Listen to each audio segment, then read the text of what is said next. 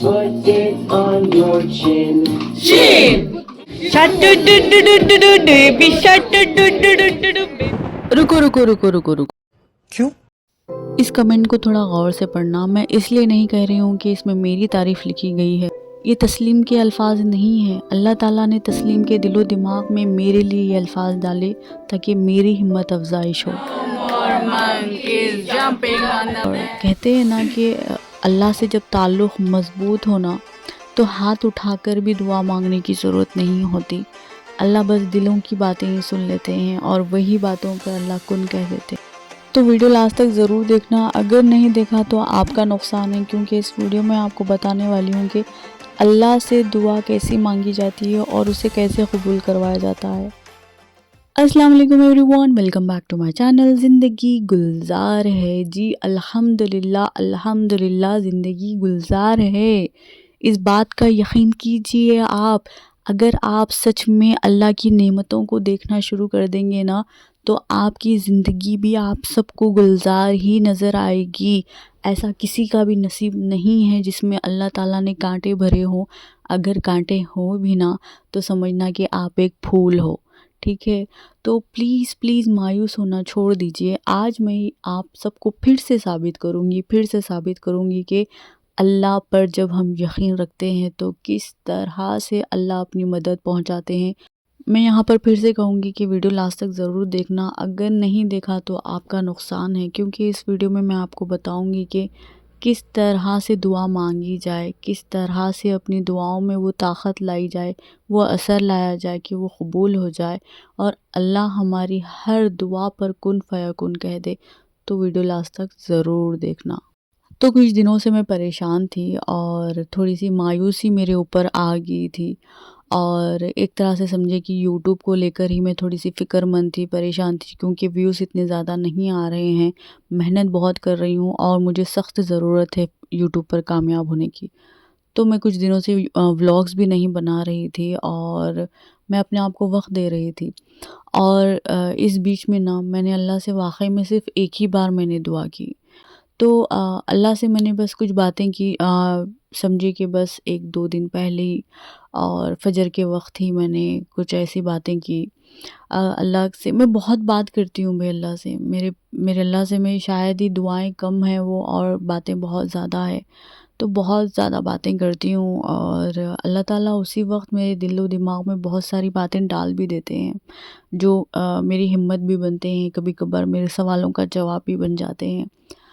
तो दुआएं कबूल करवाने का बेहतरीन तरीक़ा यही है कि आप अल्लाह से बेपनाह मोहब्बत करिए और अल्लाह से ऐसी मोहब्बत और ऐसी तवक्को रखिए और ऐसा यकीन रखिए कि अल्लाह के सिवा कोई है ही नहीं। और आप खुद एक बार सोचिए कि है किसी में इतनी ताकत कि आपको कोई कोई खुशी दे सकता है या कोई आपको कोई गम से निकाल सकता है। अल्लाह के सिवा किसी में इतनी ताकत हो सकती है? खुद ही सोचिए एक बार, जिस अल्लाह ने हमें इंसान बनाया, अशरफुल मखलूक़ात का मुक़ाम दिया हमें। अल्लाह चाहते तो हमें कोई जानवर बना देते थे, मगर अल्लाह ने हमें इस दुनिया में जो जितने भी जानदार हैं उनमें से हमें बेहतर जो जानदार है ना, जिन्हें अशरफुल मखलूक़ात कहते हैं, हमें वो बनाया। और उसमें अल्लाह ताला ने हमें काफिरों में पैदा नहीं किया, अल्लाह ने हमें मुसलमान बनाया। अल्लाह ने हमारे दिलों में ईमान डाला। और कितने बड़े बड़े एहसान होंगे अल्लाह ताला के कि अल्लाह ताला ने हमें अच्छी सेहत दी, अल्लाह ने हमारे हाथ पैर सलामत रखे, अल्लाह ताला ने हमें सोचने समझने की तौफीक दी, अल्लाह ताला ने हमें एक तरह से अच्छे घरानों में पैदा किया। तो समझिए कि अल्लाह ने कितनी बड़ी बड़ी नेमतों के साथ हमें पैदा किया। तो यहाँ पर बचपन से ना हम सबको ये तरबियत मिली है और हम ये सब सुनकर बड़े हुए हैं कि अल्लाह से डरो।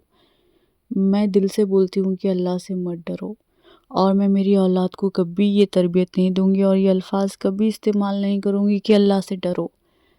अल्लाह तो मोहब्बत करने वाली चीज़ है।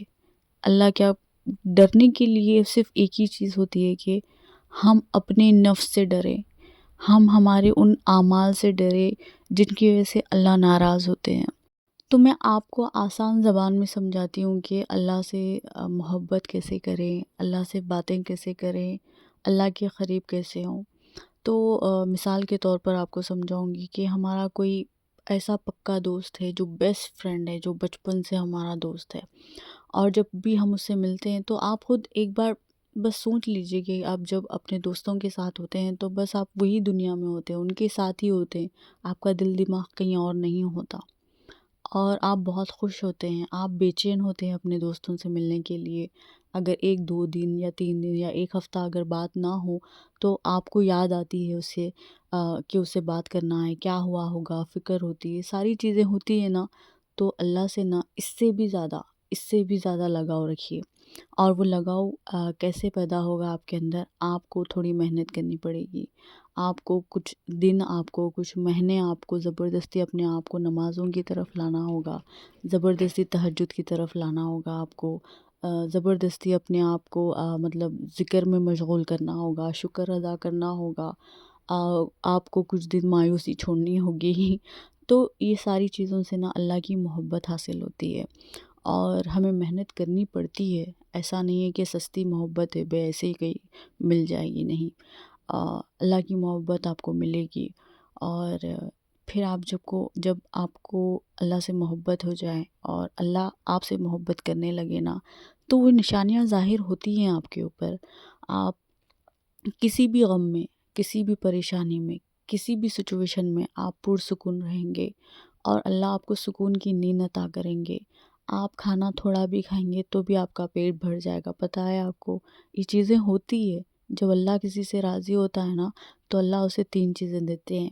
اللہ اسے کم نیند دیتے ہیں، اللہ اس کا پیٹ جلدی بھر دیتے ہیں، مطلب وہ کم کھانا کھاتا ہے، اللہ اس کی زبان پر صرف وہی بات لاتے ہیں جو لوگوں کے لیے فائدہ مند ہو، مطلب انسان غیر ضروری باتوں کو چھوڑ دیتا ہے اور صرف فائدہ مند بات کرتا ہے، کم بات کرتا ہے، ٹھیک ہے۔ تو 3 چیزیں مصر ہوتی ہے جب انسان کو اللہ پسند کرنے لگتا ہے۔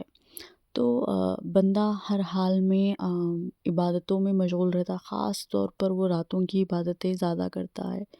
تو میں آج بھی کہوں گی کہ تہجد تہجد کو لازمی پکڑ لینا۔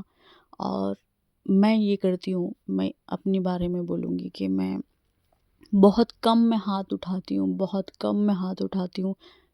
مجھے لگتا ہی نہیں کہ میں اللہ سے کچھ مانگوں، میں بس، میرا دل بے چین ہوتا ہے کہ میں بس اللہ سے بات کروں، میرے دل کی کیفیات اللہ کے سامنے رکھوں۔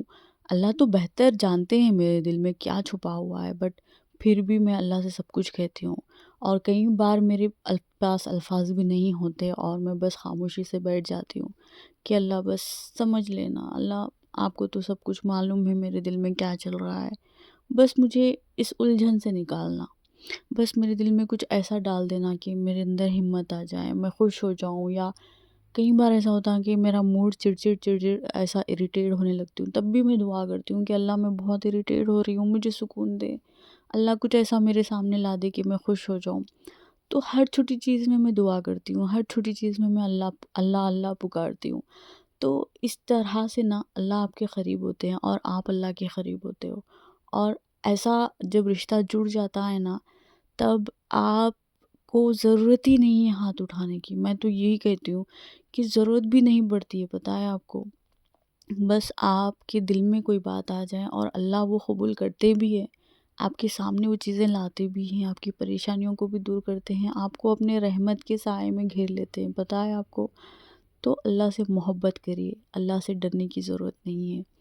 تو یہ پھر سے ایک چھوٹی سی کوشش میں نے کی آپ سب کو ایک ہمت دینے کی اور اللہ پر یقین کرنے کی، اور کس طرح سے دعائیں قبول ہوتی ہیں۔